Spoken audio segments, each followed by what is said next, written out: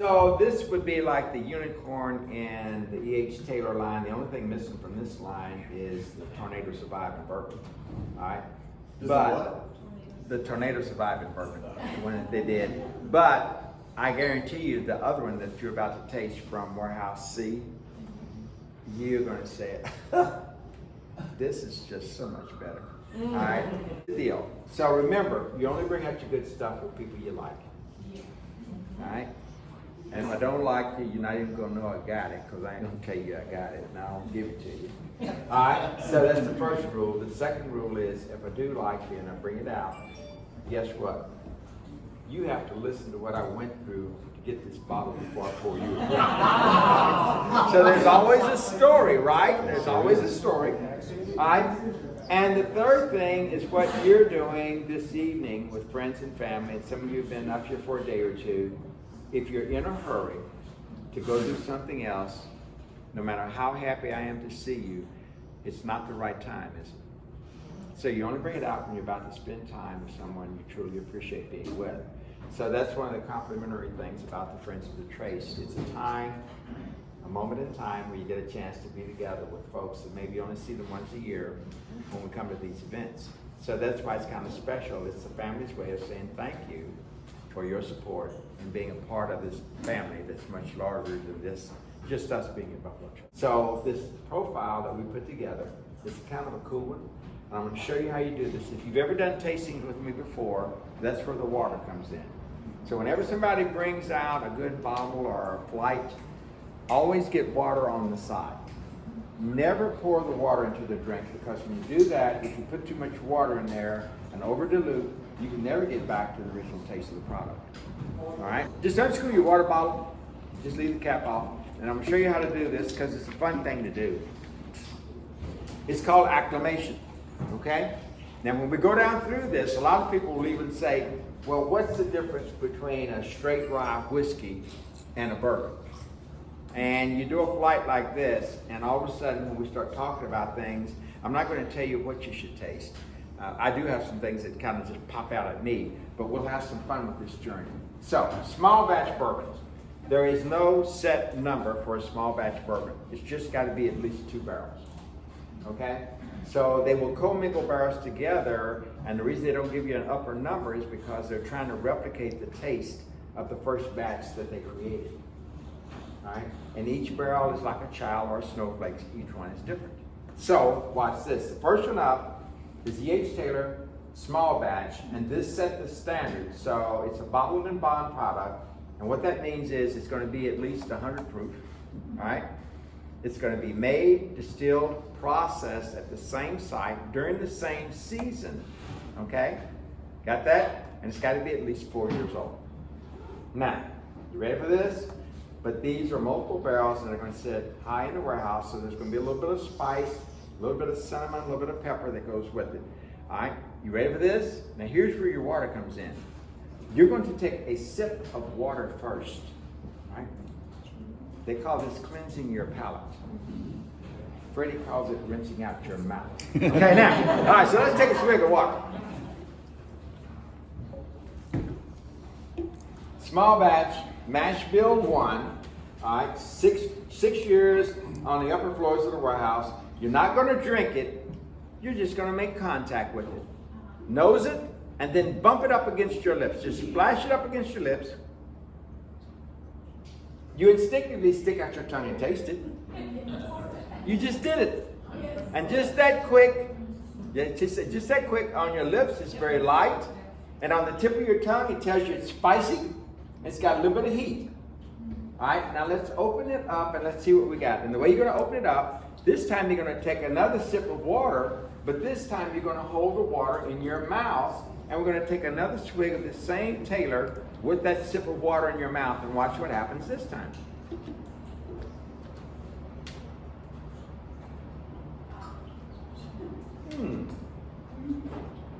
The heat goes away. The spiciness goes away.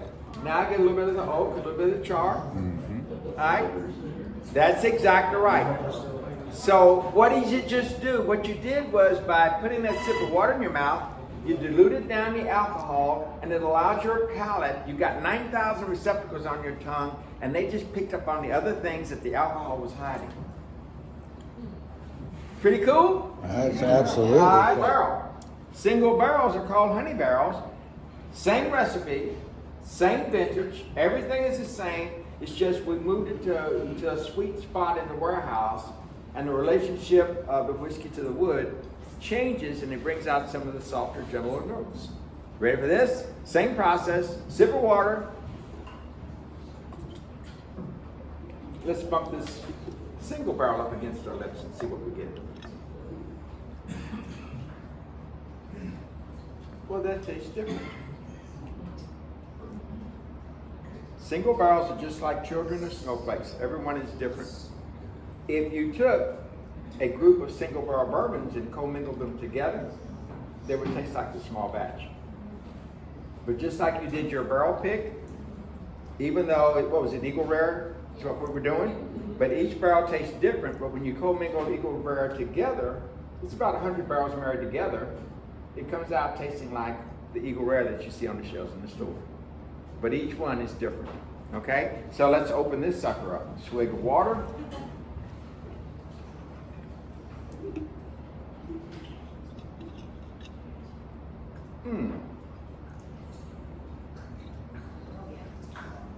How could, yes, listen, I heard that. Yeah.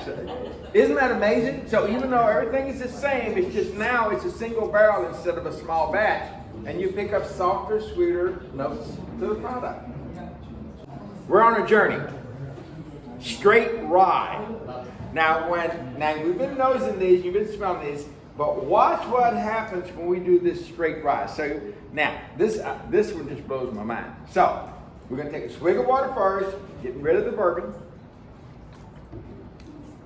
Remember, the dominant grain is now rye. So, just kind of nose it for a minute. Did you ever notice something interesting? You ever notice how you can smell things? They tell you to do this and do that and open up your mouth and do that. Do you know why you do that? This is so crazy. So you can smell the bourbon. No, you go from one nostril to the other because every 2 hours, your body, without even you being aware of it, changes the nostril you breathe from. Yes, every 2 hours, and that's why you can smell something with one nostril, and then you come back a little bit later and you smell something different on the other side of your face. Isn't life a journey? All right, so you ready for this? Now, watch what happens with this straight rye. Okay? So have you bumped it up against your lips yet? You didn't toast it. It's the first time that he has ever not done something like that. We know him, right? All right, so bump it up against your lips. Freddie says. Notice, now you pick up on the spiciness. Oh, yeah.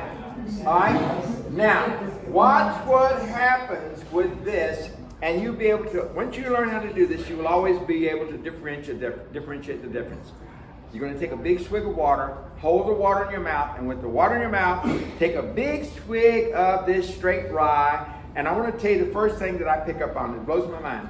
Swig of water. I need a little more.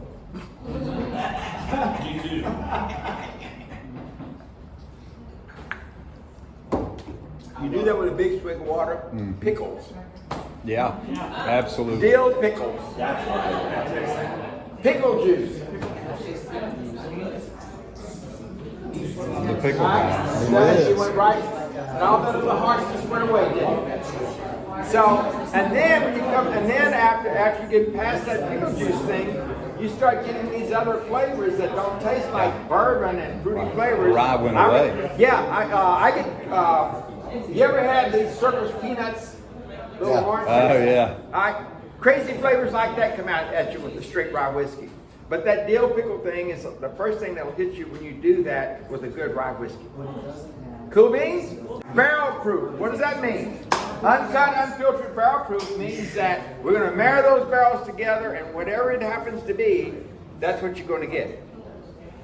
So here's your heads up.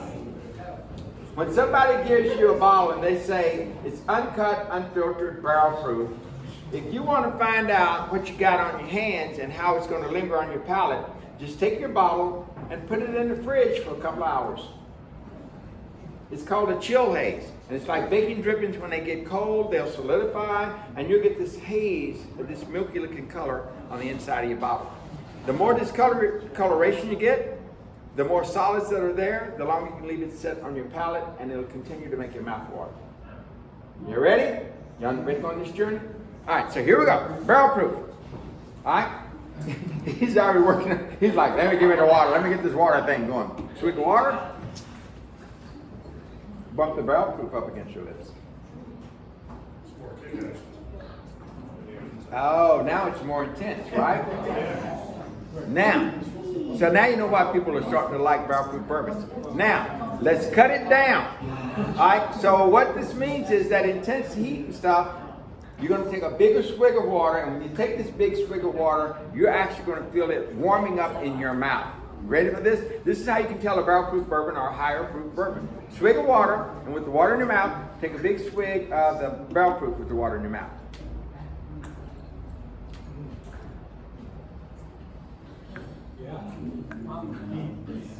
Feel that heat? Yes. Yeah.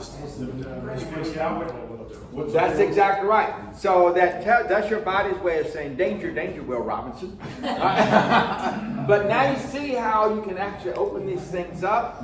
So you've got to get past that alcohol to do that. But a lot of people, that's why a lot of people love barrel proof bourbons and higher proof bourbons, is because they enjoy their bourbon on the rocks.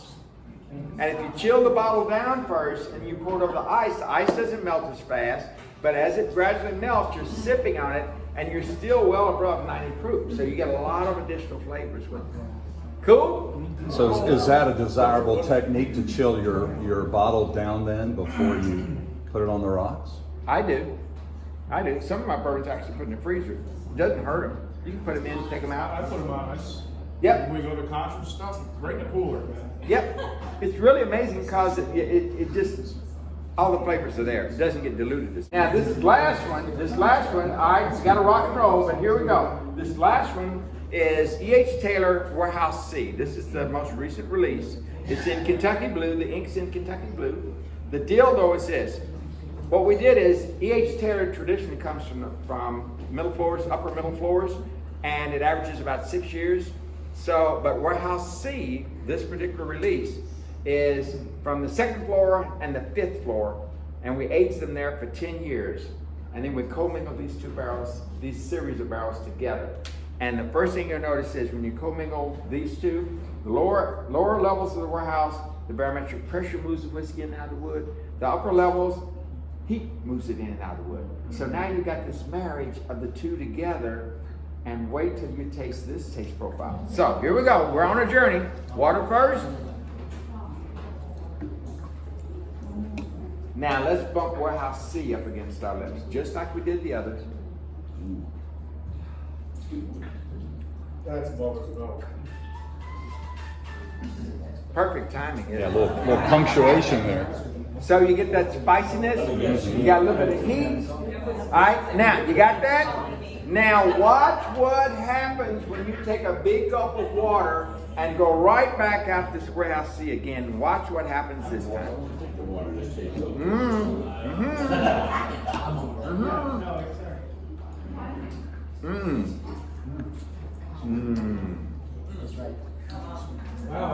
Honey.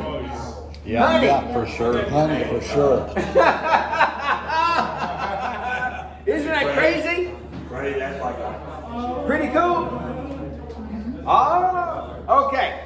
So when you get back home, take some of your bourbons, take some of your whiskeys, and do what we just did, and hold different amounts of water in your mouth. So we get in the habit of drinking our bourbons a certain way, and now you see I can miss a lot of the subtle things just by changing up the way I do it.